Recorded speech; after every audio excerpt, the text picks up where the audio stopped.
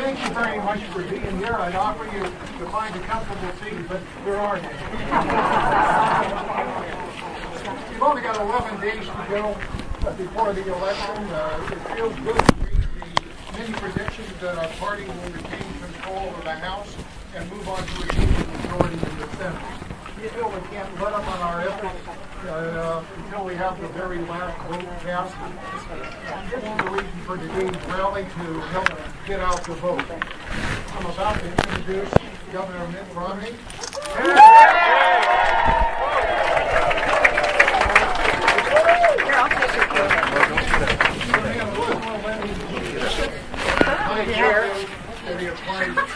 Chair, you need some water. Here's a chair. In 1975,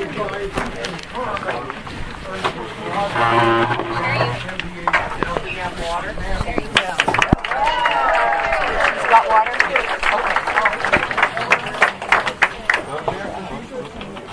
While he didn't carry every state in his 2012 presidential bid, he did very well in the great state of Arizona.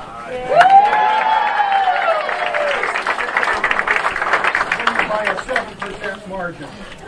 That's okay. Please put your hands together in a huge I couldn't grab it.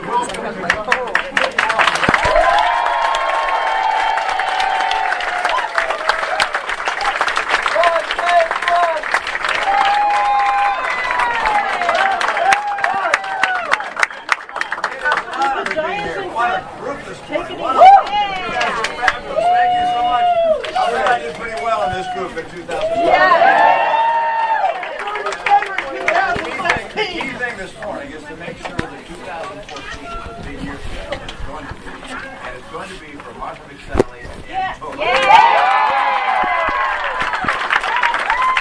And there are a lot of reasons that that's going to happen. You know them as people of character. And this is Andy's district, as I understand it. Now, you've known Andy for a long time. This is a guy who's fought at the state legislature, became the Speaker of the House, and has worked very hard to make it easier for working families, to help small businesses come here. By the way, the reason we talk about business so much is that Just sit there. we need jobs. We want more jobs.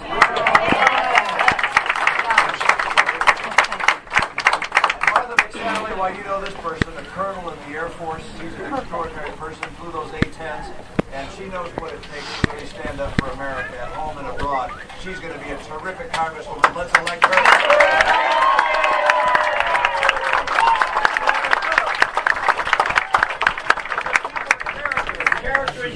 You understand, and no surprise to you that this kind of character exists in Arizona. But there's also something else that I think is going to help get them elected, and that's something the president said truthfully. What was that? The president said that he was not on the ballot, but his policies were on the ballot. And after that, Al Sharpton was interviewing him, and Al Sharpton said, you know, there are a lot of Democrats that are trying to distance themselves from you, Mr. President, and pretending like their policies are different than your policies. And then he said to Al Sharpton, well, they have to do what they have to do to win the election, but I know I can count on their votes. So when you hear some of our Democrat friends out there saying, for instance, that they're all for coal, even though they know darned well that if they had a majority in the House or the Senate, they're going to keep any vote from happening that protects coal. And when they stand up and they say that they're going to be fighting for schools, and you know darn well that they're going to be fighting instead for the union, you understand that when they say, oh, they're going to protect the Air Force Base, the A-10s, but you know darn well that if they have the majority in the House and the Senate, you're going to have a much harder time being able to keep your A-10s in this great state, in this community. Those messages the President is saying is absolutely right, which is you vote for those Democrats, my friends, and you're going to find that they vote precisely for what the President wants. And so this is a race where the President is not on the ballot, but his policies are, and those policies have been tested, and they're no good, are they? No! I mean, he told you that you could keep your doctor and your insurance if you wanted to. He told you that your premiums were going to go down $2,500 a person. Anybody seen that go down? No! He told you that he was going to work hard to help the poor. The number of poor in this country's gone up, not down. He was going to fight to reduce income inequality. It's gotten worse. He was going to help our schools. They haven't gotten better. As a matter of fact, he fought to close down a charter school in Washington, D.C. This president has not done what he said he would do. He has not helped the American people as they needed to be helped. There are two people here that are going to make a difference. In these next 2 years, they're going to say no to Obama and yes to a new direction for America. Please welcome, number one, Andy Tobin and Marana.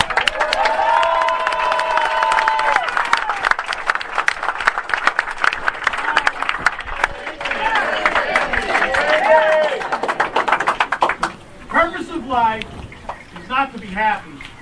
Purpose of life is to have mattered, to have made a difference.